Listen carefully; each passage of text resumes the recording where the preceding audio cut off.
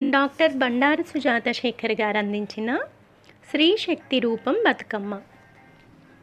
బతుకమ్మ బతుకమ్మ ఉయ్యాలో, బంగారు బతుకమ్మ ఉయ్యాలో అంటూ సాగే ఎన్నో పాటల్లో బతుకమ్మ స్త్రీ శక్తి రూపంగా, స్త్రీల అభీష్టాలకు ప్రతిరూపంగా కనిపిస్తుంది. భాద్రపద బహుళ పంచమి నుంచి 9 రోజులు, ఆ పైన దేవీ నవరాత్రుల్లో కూడా తెలంగాణ ప్రాంతమంతా 2 పండుగలను స్త్రీల, బాలికల ప్రకృతి పండుగలుగా జరుపుకుంటుంది. మొదటిది బొడ్డెమ్మ, బాలికలు యువతుల పండగ. రెండోది బతుకమ్మ, స్త్రీల ప్రత్యేకం.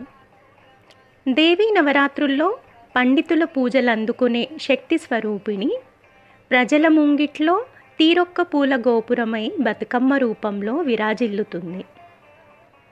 ప్రజల నమ్మకమే కాకుండా బతుకమ్మ పేర్చే పద్ధతి, పూజా విధానం అత్యంత శోభాయమానంగా ఉండి బతుకమ్మను శక్తి రూపంగా రుజువు చేస్తాయి. శ్రీ మహావిష్ణువు ధర్మ సంస్థాపనార్థం దశావతారాలు దాల్చినట్టుగా పార్వతీదేవి దశావతారాలు ధరించి రాక్షసులను సంహరించి ప్రజలను రక్షించిందని పురాణాలు చెబుతున్నాయి. దుర్గాదేవిగా మహిషాసురుణ్ణి వధించి ఉగ్రరూపాన్ని దాల్చిన ఆమెను ప్రసన్నం చేసుకోవడానికి ప్రజలు జరుపుకున్న పూజలే నేటి దేవీ నవరాత్రులుగా మారాయని అనుకోవచ్చు. మహిషాసురుణ్ణి వధించి స్పృహ కోల్పోయిన దేవిని మేల్కొల్పి సంతృప్తిపరచడానికి స్త్రీలందరూ ఆమెను బతుకమ్మ అని పిలుస్తూ ఆటపాటలతో ప్రార్థించారట. దశమి రోజున దేవి స్పృహ నుంచి తేరుకుంటుంది. దేవి పునర్జీవించిందని నాటి నుంచి ఆమెను బతుకమ్మగా కొలుస్తున్నారని ఐతిహ్యం. అదేవిధంగా లలితా త్రిపుర సుందరిని శ్రీచక్ర ప్రతిరూపంగా భావించి పండితులు కొలుస్తుండటం, ఆ శ్రీచక్రమే సామాన్యుల బతుకమ్మగా మారినట్లు కొన్ని రుజువులు కనిపిస్తాయి. శ్రీచక్రంలోని మేరు ప్రస్తారం బతుకమ్మ ఆకారాన్ని పోలి ఉంటుంది. మూలాధారం పృథ్వీ స్థానం. బొడ్డెమ్మ కూడా అలాగే ఉంటుంది. పుట్టమన్నుతో మూలాధారాన్ని స్థాపించి షట్చక్రాలుగా పూలతో మెట్లు పేరుస్తారు. శ్రీచక్రంలోని అమృతవర్షం, పూర్ణచంద్రోదయాలకు ప్రతీకగా బొడ్డెమ్మపై కలశం, పసుపు కొమ్ములు ఉంటాయి.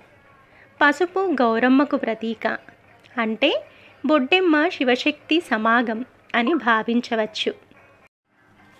శ్రీలక్ష్మి నీ పూజలు గౌరమ్మ, చిత్రమై తోచునమ్మ గౌరమ్మ అంటూ శ్రీలక్ష్మిని బతుకమ్మగా కొలవడం ఒక పాటలో చూస్తాం.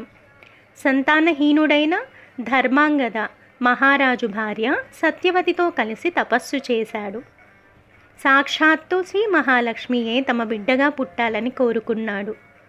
సత్యవతి గర్భమున ఉయ్యాలో జన్మించి శ్రీలక్ష్మి ఉయ్యాలో అనే పాట బతుకమ్మ యను పేరు ఉయ్యాలో ప్రజలంతా అందరూ ఉయ్యాలో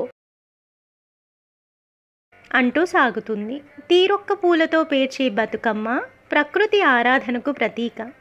ఏ దేవుడినైనా కొలవడానికి అందరూ పూలను ఉపయోగిస్తే ఆ పూలనే దేవతగా కొలిచే గొప్ప సంప్రదాయం బతుకమ్మ.